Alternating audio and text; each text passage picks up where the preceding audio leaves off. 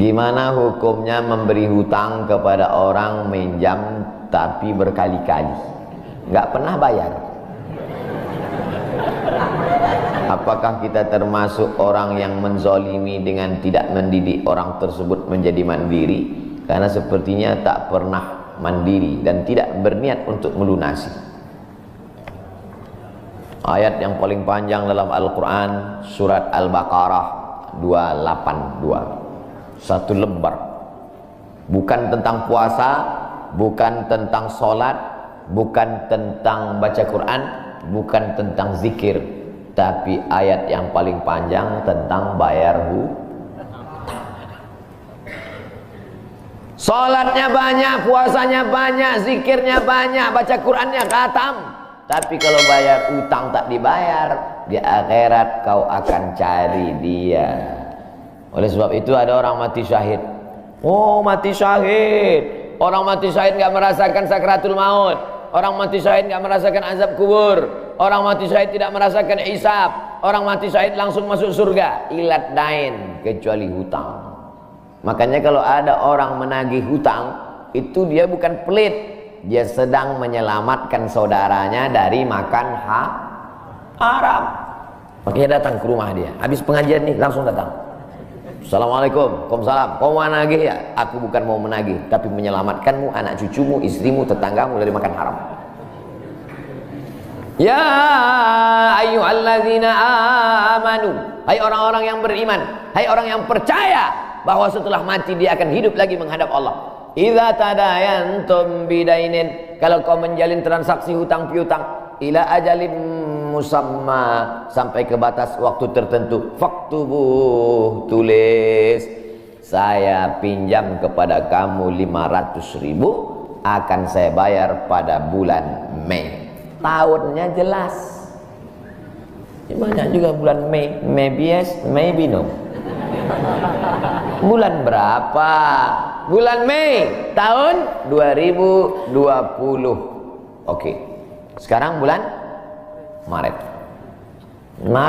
April 1 Mei 2020 datang tagih. Kapan kau bayar? Mohon maaf aku nggak bisa, istriku baru meninggal, anakku pun sakit. Jangan kau cerita panjang lebar, tak tahan air mata aku mau menetes. Kalau dia dalam kesulitan, fanaziratun ila maisarah, tunggu sampai dia lapang. Maisarah artinya lapang. Tunggu sampai dia lapang. Setelah dia lapang, datang lagi bulan Juni. Kapan kau bayar? Aku belum bisa. Nampaknya lebih banyak ongkos minyak aku daripada uang yang kutagih. Yang paling bagus, wa anta saddaqu khairul lakum, kau sedekahkan itu lebih baik. Karena aku pun makin datang makin kumat darah tinggiku, kolesterolku pun makin naik. Jadi untuk yang 500.000 itu ku sedekahkan aja, ambil. Tapi yang menghafal ayat ini yang ngasih pinjaman, bukan yang minjam. Sekarang banyak salah hafal, yang minjam pula yang hafal. Begitu kita tagih, kapan kau bayar? Wa anta saddaqu khairul lakum, kau sedekahkan itu lebih baik. Itu ayat aku. Ayat kau 8282. Banyak sekarang orang salah hafal ayat. Jadi dalam Islam hutang piutang adalah ajaran tolong menolong, tertulis dalam Quran. Namanya fikih muamalah. Ada fikih ibadah, sholat, zakat, puasa. Ada fikih jihad, jihad fisabilillah. Ada namanya fikih muamalat. Hutang piutang, gadai menggadai, pinjam meminjam, murabahah, mudharabah, bagi hasil. Maka hutang piutang ini cara tolong menolong. Jangan sampai dihilangkan. Tapi kalau tidak mendidik, maka Islam bukan agama yang memanjakan orang. Ada anak yang kurang ajar kepada orang tuanya. Bagaimana caranya berbakti kepada orang tua yang telah wafat? Apakah anak ini masih dapat ampunan Allah Subhanahu wa ta'ala? Datanglah seorang bapak mengadu kepada Umar bin Khattab. Assalamualaikum Khalifah Amirul Mukminin Umar bin Khattab. Waalaikumsalam. Ini anak saya kurang ajar, tolong dihajar dulu. Kata Umar bin Khattab orangnya bijaksana. dia tidak mau main pukul, dia tanya dulu, kenapa kau kurang ajar pada bapakmu? Hai Umar bin Khattab, kata anaknya, ya. Apakah seorang anak itu punya hak terhadap bapaknya? Ya. Apa hak anak? Mencarikan ibunya yang solihah, memberikan nama yang baik, memberikan makanan yang halal. Itu hak anak.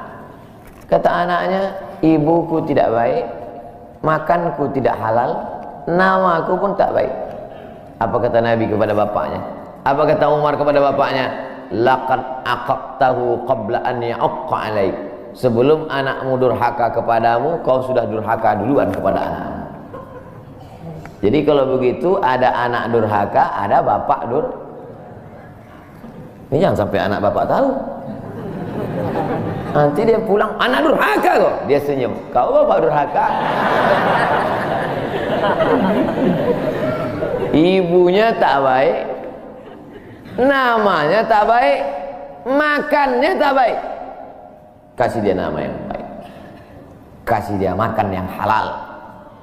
Kadang-kadang kenapa otaknya tak lurus? Karena makannya tak halal. Dikasih dia makan riswah, makan sogok, makan haram. Kenapa kau kasih makan haram? Gimana lah Pak Ustadz, yang haramnya aja pun payah. Astagfirullah. Allah sediakan alam semesta begitu banyak yang halal. Kenapa kau kasih dia makan haram? Jangan pernah kasih anak makan haram. Pesan kakek saya, datuk saya, kalau bahasa kampungnya grandfather. Cucuku 40 orang, yang satu ini jangan sekolah umum. Maksudnya saya tak dikasih sekolah umum, maka saya tak pernah sekolah umum. Sekolah ibtidaiyah, sanawiyah, aliyah, al-azhar, Maroko, Sudan. Tak pernah sekolah umum. Cucuku yang ini jangan sekolah umum, jangan kasih makan haram, nanti otaknya gelap. Cucuku yang ini jangan kalian kasih makan haram, nanti otaknya gelap. Pesan itu disampaikan almarhumah mak saya ke saya. Kau pun nanti anak kau jangan kau kasih makan haram, nanti otaknya gelap. Kalau sudah otak gelap, tak bisa membedakan mana tiang, mana orang, sifatnya kembali gitu. Nah, jangan sampai anak kita durhaka gara-gara kita bapak yang durhaka. Kalau anak sudah durhaka, meninggal orang tuanya, setelah itu dia bertobat, bagaimana cara minta ampunnya? Maka dia bersedekah. Mana dalilnya? Seorang sahabat datang menjumpai Nabi. Ummi matat, ibu saya sudah meninggal. Apa atasaddaqu anha? Kalau saya bersedekah, apakah pahalanya sampai kepada almarhumah ibu saya? Kata Nabi, tasaddaq, bersedekahlah, sedekahmu sampai. Maka wahai anak-anak durhaka yang sudah mati ibu dan bapakmu, maka datang kau habis pengajian ini langsung ke tempat anak yatim, panti jompo, sekolah-sekolah, pondok pesantren. Tanya Pak Kiai, Pak Kiai, apa yang kurang di pesantren ini? WC. Karena pesantren santrinya 1000, WC-nya 2. Bayangkan panjang antriannya. Berapa yang keluar dalam celana? Saya bangunkan WC, pahalanya mengalir untuk almarhumah. Maka pagi, petang, siang, malam mengalir pahalanya. Sedekah. Ayu sedekatu afdal. Apa sedekah yang paling afdal? Sakiyul ma, memberi air minum. Sedekah yang paling afdal, kasih air minum. Saya ceramah di Banjarmasin, di depan rumah seorang pejabat. Itu ada kulkas, tapi nggak sampai beku, freezer. Setiap dipencet keluar air dingin. Gelasnya dikasih pakai rantai besi, takut dilarikan tukang ambil aluminium. Buat wakaf untuk almarhumah. Nah, itu bagus kan. Saya ceramah di Malaysia, di pintu masjid itu ada kotak box. Kalau kita ambil satu botol, keluar botol baru. Ambil satu botol, keluar botol baru. Wakaf untuk, itu bagus, sedekah. Jangan sedekah teh botol, nanti dia kena diabetes. Air putih, ini bagus, mengalir. Sedekah sumur bor, pergi ke masjid, putar keran nggak ada air, tanya pengurus masjid, Pak pengurus, ya mana sumur bor? Nggak ada, saya buatkan. Langsung bunyi. Itu berarti cash itu. Begitu cara berbakti pada orang tua dengan sedekah. Tapi Pak Ustadz, saya jangankan sedekah, makan saya pun Senin Kamis Pak Ustadz doa Allahumma ighfir lahu warhamhu wa'afihi wa'fu anhu. Bangun tengah malam, Rabbi ighfirli wa li walidayya warhamhuma kama rabbayani shaghira. Apa itu bid'ah? Bid'ah membuat sesuatu yang tidak dibuat oleh Nabi Muhammad SAW. Tidak ada dalilnya dari 3 aspek: qauli, fi'li, takriri. Perbuatan yang tidak ada dalilnya bid'ah. Jangan dikatakan perbuatan yang tidak dibuat Nabi bid'ah. Perbuatan yang tak ada dalilnya bid'ah. Karena kalau dikatakan yang tidak dibuat Nabi bid'ah, Nabi tidak pernah pakai peci. Tunjukkan saya mana hadis Nabi pakai peci. Berarti peci ini bid'ah. Nabi mimbarnya tangganya dari depan. Ini masjid tangganya dari belakang. Berarti mimbar ini bid'ah. Mimbar Nabi tangganya dari depan, 3 lantai, 1, 2, 3. Jadi yang dimaksud dengan bid'ah perbuatan yang tidak ada dalilnya. Misalnya jam 12 siang ada bapak-bapak di panas terik tegak menghadap matahari. Pak, bapak mau ngapain? Aku mengagungkan Allah di bulan Rajab. Bid'ah itu, karena tidak ada dalilnya sama sekali.